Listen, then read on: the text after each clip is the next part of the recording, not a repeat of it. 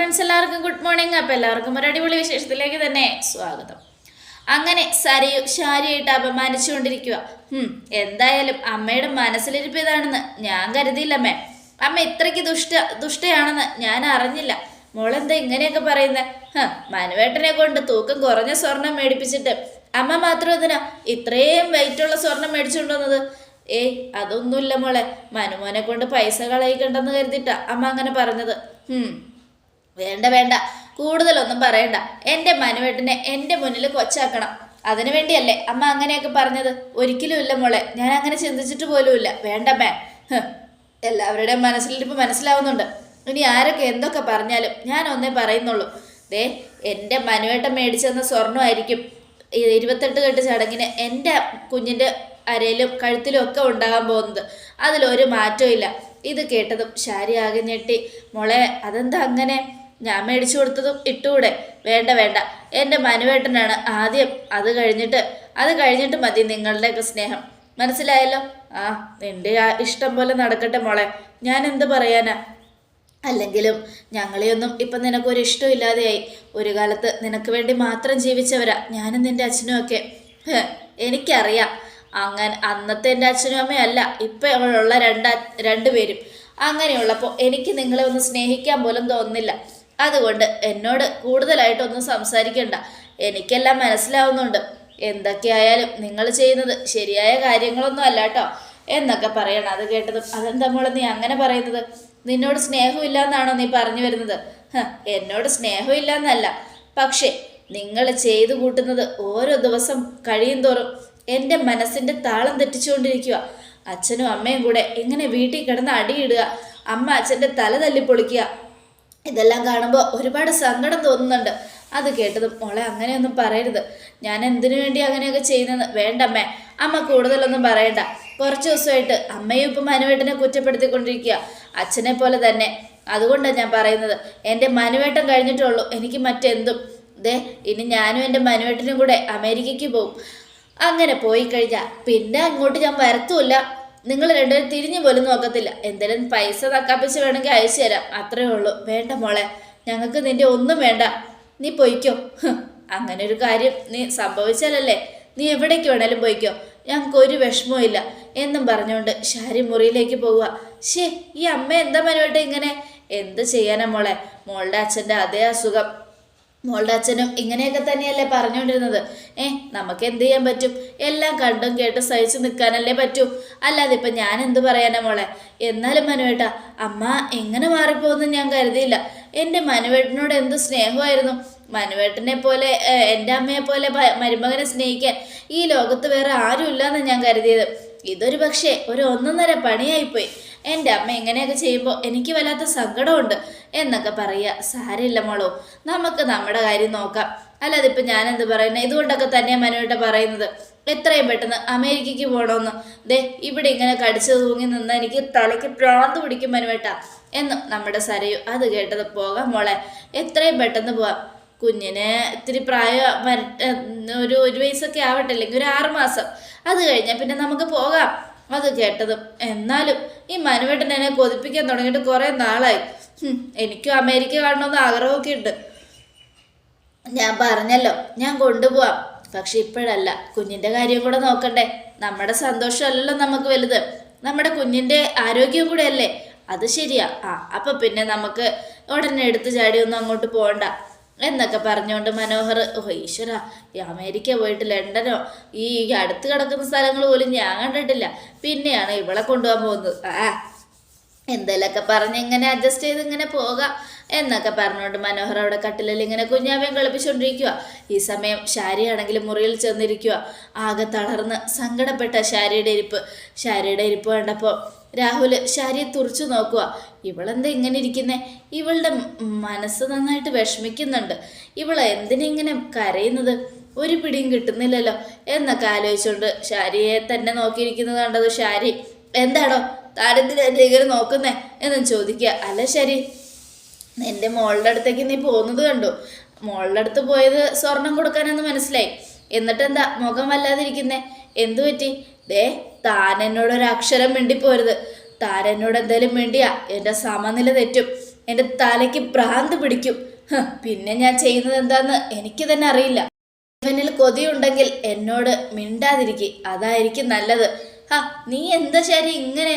ഞാൻ നിന്നോട് നിനക്ക് എന്താ പറ്റിയെന്നല്ലേ ചോദിച്ചുള്ളൂ. അത് ഇത്ര വലിയ തെറ്റാണോ? ഓ, അത് തെറ്റാണെങ്കിൽ അങ്ങ് തിരിച്ചെടുത്തേക്ക് പൊന്നെ എന്നും രാഹുല്. അത് കേട്ടതും താൻ എന്നോട് മിണ്ടുന്നത് പോലും തെറ്റാ. തനിക്ക് എന്നോട് മിണ്ടാൻ പോലുള്ള യോഗ്യതയില്ല. മിണ്ടാതെ അടങ്ങി ഒതുങ്ങി ഒരു മൂലയ്ക്കിരുന്നോളണം. ഇല്ലെങ്കിൽ ഞാൻ ആരാണെന്ന് തനിക്ക് ഞാൻ കാണിച്ചു തരും. അത് കേട്ടതും നിനക്ക് വട്ടാശാരി, അല്ലാതെ ഇപ്പം ഞാനെന്ത് പറയാനാ?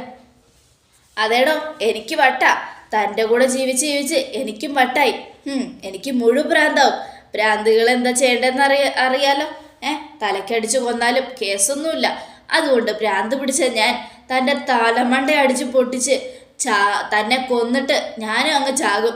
അത് കേട്ടതും ദേ, നീ അല്ലേലും 2 പ്രാവശ്യം എൻ്റെ തലയടിച്ച് പൊട്ടിക്കുന്നത്. നിന്റെ മനസ്സിൽ എന്തെങ്കിലും ഉണ്ടെങ്കിൽ തുറന്നു പറ. ഇങ്ങനെ ഉള്ളിൽ വെച്ചോണ്ട് നടന്ന വീർപ്പ് മുട്ടി ചാകത്തേ ഉള്ളൂ. അല്ലാതെ ഇപ്പം ഞാനെന്ത് പറയാനാ? എൻ്റെ മനസ്സിലെ വേദന ആരോടും പറഞ്ഞിട്ട് കാര്യമില്ല. സ്വന്തം മോൾക്ക് പോലും ഇപ്പോൾ വേണ്ട. അങ്ങനെയുള്ളപ്പോൾ ഇനിയിപ്പോൾ അതിനെക്കുറിച്ചൊന്നും പറയാതിരിക്കുന്നത് നല്ലത് എന്നൊക്കെ പറഞ്ഞ് ശാരി ഇങ്ങനെ ദേഷ്യപ്പെടുക.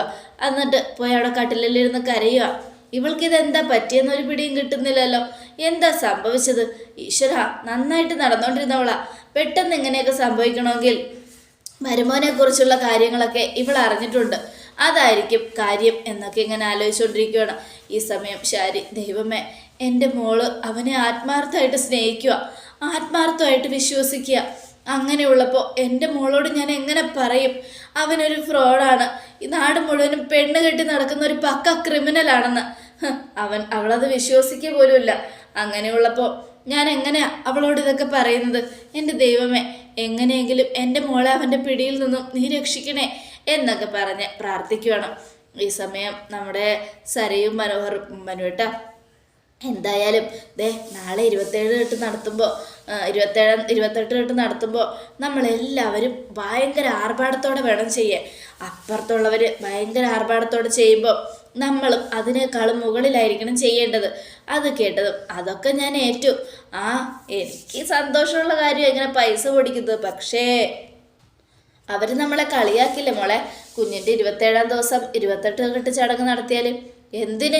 നമ്മുടെ ഇഷ്ടമല്ലേ, നമ്മുടെ കുഞ്ഞ്. നമ്മൾ നമ്മുടെ ഇഷ്ടത്തിന് ചെയ്യുന്നു, അതിപ്പോൾ ആര് തടയാനാ എന്നൊക്കെ പറഞ്ഞ് സരയോട് ഇതാവുക. എൻ്റെ ദൈവമേ, ഇവൾ ഒരുപാട് അഹങ്കരിക്കുന്നുണ്ട്. അവസാനം ആ കല്യാണിയുടെ മുൻപിൽ ഇവൾ ഒന്നും അല്ലാതായി പോകുന്നൊരു ദിവസമാണ് ഇനി വരാൻ പോകുന്നത് എന്നൊക്കെ ആലോചിച്ചുകൊണ്ട് ഇങ്ങനെ നിൽക്കുക. ഈ സമയം പിന്നീട് കാണിക്കുന്നത് കിരണ്ണും കല്യാണിയൊക്കെ രാത്രിയാണെങ്കിൽ കുഞ്ഞിൻ്റെ പിറന്നാൾ ദിവസത്തിൻ്റെ ആഘോഷമാണ്. പടക്കം പൊട്ടിച്ചും മത്താപ്പ് കത്തിച്ചും കമ്പത്തിരിയും പൂത്തിരിയും ഒക്കെ ഉണ്ട്. എല്ലാം കത്തിച്ച് അവർ അടിപൊളിയായിട്ട് ആഘോഷിക്കുക. അപ്പം സൗണ്ട് കേട്ടതും സരയും, അതെന്താ മനുവേട്ടാ പുറത്തൊരു ശബ്ദം? അറിയില്ല സരയു. എന്നാൽ ഞാനൊന്ന് പോയി നോക്കട്ടെ എന്നും പറഞ്ഞുകൊണ്ട് സരയു അങ്ങ് ചെല്ലുക. നോക്കിയപ്പോൾ അവിടെ പടക്കമൊക്കെ പൊട്ടിക്കുന്നു.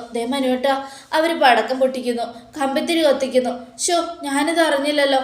ഞാൻ അറിഞ്ഞിരുന്നെങ്കിൽ ഞാനും മേടിച്ചു തന്നെയായിരുന്നു. അത് കേട്ടതും സാരമില്ല മോളൂ, നമ്മൾ ഇപ്പം എന്തിനാ അതൊക്കെ ചെയ്യുന്നേ? നമ്മുടെ കുഞ്ഞിൻ്റെ പിറന്നാൾ നമുക്ക് അടിപൊളിയാക്കാം. അതിന് കുഞ്ഞിൻ്റെ പിറന്നാൾ നമ്മൾ അമേരിക്കയിലായിരിക്കില്ലേ? അത് കേട്ടതും അത് ശരിയാ, ചിലപ്പോൾ അമേരിക്കയൊക്കെ തന്നെ ആയിരിക്കും. അതിനെന്താ, അമേരിക്കയിൽ നിന്ന് നമുക്ക് വലിയ പിറന്നാൾ ആഘോഷിച്ചിട്ട് വീഡിയോ ഒക്കെ എടുത്ത് ഇങ്ങോട്ട് അയച്ചു വിടാം. വേണമെങ്കിൽ കിരണിൻ്റെയും കല്യാണിയുടെയും മൊബൈലിലേക്കും അയക്കാം. അത് കേട്ടതും അത് ശരിയാ മനുവേട്ടാ, എന്തായാലും അങ്ങനെ തന്നെ വേണം ചെയ്യാൻ. എന്നെ ഇതാക്കിയിട്ട് ആഘോഷിക്കും എല്ലാം കൂടെ, എന്നെ സങ്കടപ്പെടുത്തിയിട്ട്. സത്യം പറഞ്ഞാൽ എൻ്റെ അച്ഛനും അമ്മയും ഈ അവസ്ഥയിലായതിൽ എനിക്ക് നല്ല സങ്കടമുണ്ട്. എന്നാൽ ആ സങ്കടമൊക്കെ ഞാൻ മാറ്റുന്നത് എൻ്റെ മനുവേട്ടനിലൂടെയാണ് എന്നൊക്കെ സരയും പറയണം. അത് കേട്ടതും മനോഹർ, അതെ അതെ, നാളെ നിൻ്റെ സങ്കടത്തിന് കാരണക്കാരനാവുന്നത് ഞാൻ തന്നെ ആയിരിക്കും എന്നൊക്കെ ഇങ്ങനെ ആലോചിക്കുക. മനുവേട്ടൻ എന്താ ആലോചിക്കുന്നേ? കുറേ നേരമായല്ലോ. ഒന്നുമില്ല മോളൂ, നാളത്തെ ചടങ്ങ് അടിപൊളിയാക്കണമെന്ന് ആലോചിക്കുമായിരുന്നു. ഈ സമയം നമ്മുടെ ലക്ഷ്മിയാണെങ്കിൽ വെള്ള സാരിയെ കൊടുത്ത് ഇങ്ങനെ വരിക. അപ്പോൾ കാർത്തിക, ഇതെന്താമേ ഈ വേഷത്തിൽ? എൻ്റെ മോളെ ഞാൻ മരിച്ചു എന്നാണ് ആ പ്രകാശൻ കരുതിയിരിക്കുന്നത്. ആ വിശ്വാസം ഒന്നും ഉറപ്പിക്കണ്ടേ? അമ്മ എന്തൊക്കെയാ പറയുന്നേ? അല്ല മോളെ, അവനെ ഞാൻ മരിച്ചു എന്നും കരുതി നടക്കുമല്ലേ? സന്തോഷിച്ച് ആർഭാടമായിട്ട് സന്തോഷം ഇങ്ങനെ മനസ്സിൽ ഒരുപാട് കൊണ്ട് നടക്കുമല്ലേ? ഞാൻ മരിച്ചു, ഇനി ഏതെങ്കിലും വക്കീലിനെ വെച്ച് ഈസി ആയിട്ട് കേസ് വാദിച്ച് ജയിക്കാന്നൊക്കെ അവൻ കരുതിക്കൊണ്ട് നടക്കുമല്ലേ.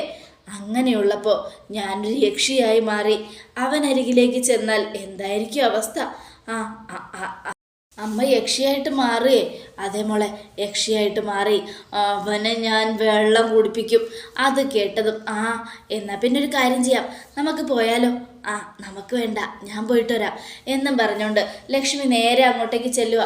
ഈ സമയം പ്രകാശനിരിക്കുന്ന ജനലിൻ്റെ അവിടെ വന്നിട്ട് ലക്ഷ്മി സൗണ്ട് ഇടുകയാണ്. ലക്ഷ്മി സൗണ്ട് ഇട്ടത് കേട്ടതും പ്രകാശൻ ഇതെന്താ പുറത്തൊരു ശബ്ദം എന്നൊക്കെ ആലോചിച്ചുകൊണ്ട് നമ്മുടെ പ്രകാശനാണെങ്കിൽ ഇങ്ങനെ എല്ലായിടത്തും നോക്കുമ്പോൾ ഒന്നും കാണുന്നില്ല. അപ്പോൾ വീണ്ടും ജനലിൽ മുട്ടുന്ന ശബ്ദം, ജനലിൽ തട്ടുന്ന ശബ്ദം കേട്ടതും നമ്മുടെ പ്രകാശൻ ജനലിലാരായിരിക്കും എന്നൊക്കെ ആലോചിച്ചുകൊണ്ട് ഇങ്ങനെ വാതിൽ തുറക്കുക.